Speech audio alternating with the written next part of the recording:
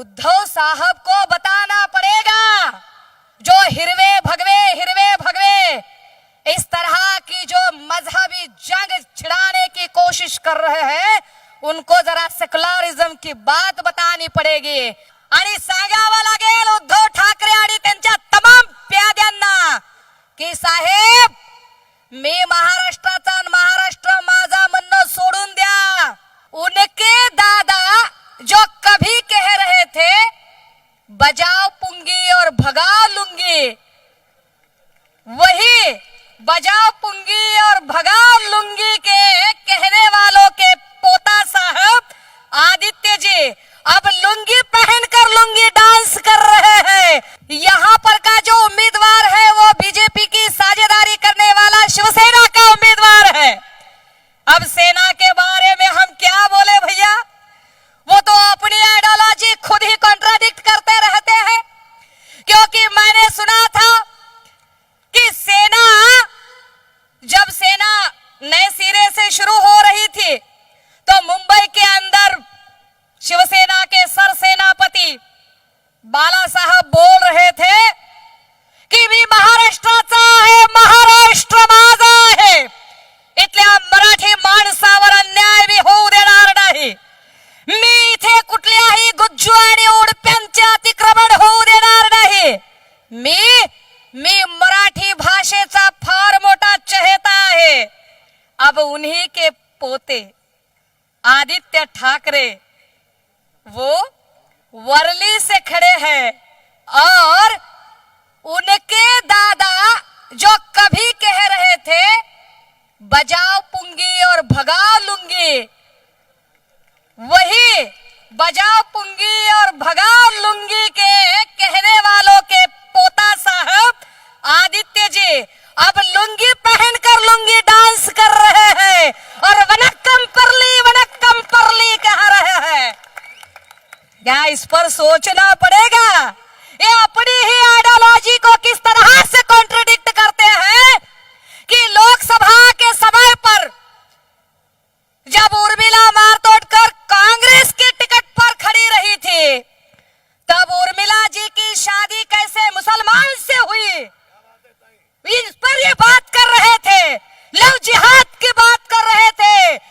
हिंदुत्ववाद्यांनो, मुसलमानाशी लग्न केलेल्या बाईला तुम्ही मत देणार का, इस तरह की जहरीली बात ये शिवसेना रख रही थी. वही शिवसेना अगर आज दीपाली सैयद जी को यहाँ टिकट देती है तो अब लव जिहाद की फिलोसॉफी कहाँ गई उनकी. वारे वाह भैया, तुम करो तो रासलीला और हम करें तो कैरेक्टर ढीला. वाह रे वाह, ये नाही चालणार हे नाही चालणार. कारण बाळासाहेबांच्या वारसदार असणाऱ्या उद्धवजींनी काय म्हटलं तिकडे औरंगाबादला भाषण करताना, काय म्हणतायत ते, जे इथे उमेदवार देतात माइनॉरिटी बघून माइनॉरिटीचा, यहाँ मुसलमानों की अगर तादाद ज्यादा है तो मुसलमान उम्मीदवार देकर कास्ट पोलराइजेशन करना चाहिए. ये सोचकर जो उम्मीदवार देते हैं, वही उद्धव ठाकरे औरंगाबाद में क्या कह रहे हैं. 2 दिन पहले की उनकी क्लिप है, 2 दिन पहले वो कह रहे हैं या हिरव्यांना बोकंडी घेऊ नका, या हिरव्यांना तुम्ही गाडून टाका. उद्धव साहेब, आम्ही आपल्याला शुद्ध मराठीत सांगतो, दीपाली सय्यदजींना आम्हाला बोलायचंच नाहीये, कारण त्यांनी पराभव मनातच मान्य केलेला आहे. आम्हाला त्यांच्यावर बोलायचंच नाही. आणि जर माझ्या मोठ्या भावाने सांगितलंय की ती आपली 10 दिवसाची बहीण आहे, आपण तिची विदाई करायची, तर ओके, नाही बोलायचं आम्हाला. हम मोहरों से बात नहीं करते, हम वजीर से आंख लड़ा कर बात करना चाहते हैं. इनका वजीर क्या बोलता है, क्या बोल रहे हैं ये. उद्धव साहब को बताना पड़ेगा, जो हिरवे भगवे इस तरह की जो मजहबी जंग छिड़ाने की कोशिश कर रहे हैं, उनको आपको जरा सेकुलरिज्म की बात बतानी पड़ेगी कि according to Indian constitution article first the name of this country is India and India it is a Bharat, it's not Hindustan. ये पहले समझ लीजिए, ये समझ लीजिए कि ये क्या है, ये समझ लीजिए कि यहाँ पर क्या चल रहा है।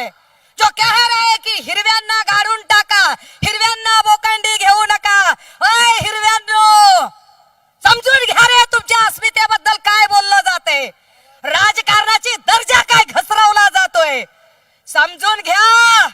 आणि सांगावं लागेल उद्धव ठाकरे आणि त्यांच्या तमाम प्याद्यांना की साहेब मी महाराष्ट्राचा आणि महाराष्ट्र माझा म्हणणं सोडून द्या।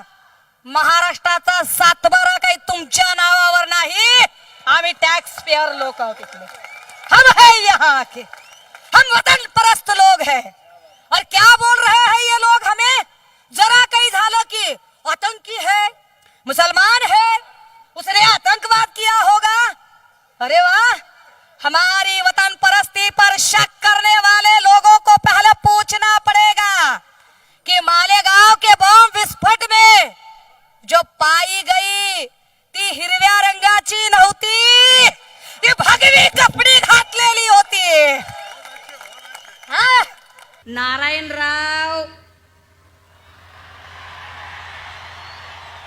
तुमच्या दोन वाह्यात बाजार बुनग्यांवर बोलायचंच नाहीये मला, पण नारायणराव तुम्ही शहाणे सुरते आहात, हो शहाणे सुरते आहात। तुम्ही म्हणावं हिंदुत्वासाठी नारायण राणेंनी, आणि नारायण राणेंनी म्हणायचं की काय शिवाजी पार्कवर जाऊन सोनियांचा विचार ऐकायचाय का। विसरलात नारायणराव, त्याच सोनियाजींच्या पायावर लोटांगण घालत गेली 10 वर्ष, 10 वर्ष तुम्ही आमदारकी, खासदारकी, महसूल मंत्री पद भोगली। तुम्ही शेंड्यावर शहाणं होऊन सांगायचं आम्हाला हिंदुत्वासाठी म्हणून। रामदास कदम रामदासजी, तुमचं हिंदुत्व जेव्हा शिवसेनेला ब्लॅकमेल करून 2 ते 3 वेळा राष्ट्रवादीत जाण्याची धमकी दिली, तेव्हा तुमचं हिंदुत्व कुठं गहाण ठेवलं होतं। आता आम्ही काय बगलत रेडिओ ठेवतो का, आम्ही धोत्रावर इन करतो का, काना बिडी आहे आमच्या, कळत नाहीये काही, काही नाटक चाललंय हे। आम्ही हिंदुत्वासाठी आलेलो आहोत, आम्ही, तुम्ही हिंदुत्वासाठी आलात, उद्धव साहेबांनी हिंदुत्व सोडलं म्हणून आम्ही। अरे उद्धव साहेबांनी हिंदुत्व सोडलं म्हणजे काय केलं, उद्धव साहेबांनी हिंदुत्व सोडलं म्हणजे काय, हिंदू धर्माचा त्याग करून इतर धर्माचा स्वीकार केला का। उद्धव साहेबांनी हिंदुत्व सोडलं म्हणजे तुमच्या लेखी नुपूर शर्मा सारखी विघटनवादी चिल्लर आणि थिल्लर भाषा केली नाही, ही त्यांची चूक आहे का। हिंदुत्व सोडलं म्हणजे काय केलं, माय बापाच्या इमानदारीनं मिंधे गटातल्या तमाम लोकांनी आणि त्यांचा म्होरक्या आणि कलसूत्री बाहुल्यांचा सूत्रधार असणाऱ्या देवेंद्र फडणवीसांनी आपल्या अंतकरणावर हात ठेवावा। ज्या कुठल्या सर्वात्मकाला, सर्वेश्वराला, परमेश्वराला, परमपित्याला तुम्ही मानता, नसेल माना जो कुणी तुमच्या कुटुंबातला तुमचा सदस्य असेल, तुमचा नूरे नजर लगते जिगर असेल, त्याच्या डोक्यावर हात ठेवून तुम्ही सांगा, फार तुम्ही हिंदू धर्माचे भोगते असाल, हिंदू धर्मातला असा कोणता ग्रंथ आहे, कोणती श्रुती आहे, कोणतं पुराण आहे, कोणता वेद आहे, कोणता ग्रंथ आहे की ज्या ग्रंथामध्ये सच्चा हिंदू होण्यासाठी इतर धर्मांचा कट्टर द्वेष केला पाहिजे। हिंदू धर्मातली कोणती ओवी, कोणता श्लोक, कोणता अभंग, कोणतं स्तोत्र आहे की कडवा हिंदू होण्यासाठी तुम्हाला मुसलमानांचा, ख्रिश्चनांचा, बौद्धांचा द्वेष केला पाहिजे। अरे तुम्हाला जर हिंदुत्व कळलं असतं ना, तर वसुदेव कुटुंबकम माता विश्वात्मके देवे येणे वाग्यज्ञ तोषावे, हे विश्वची माझे घर, ही सगळ्यांना सामावून घेणारी हिंदुत्वाची संकल्पना तुम्हाला कळली असती जी सर्वांना सामावून घेणारी हिंदुत्वाची संकल्पना घेऊन सन्माननीय उद्धव बाळासाहेब ठाकरे निघालेले आहेत.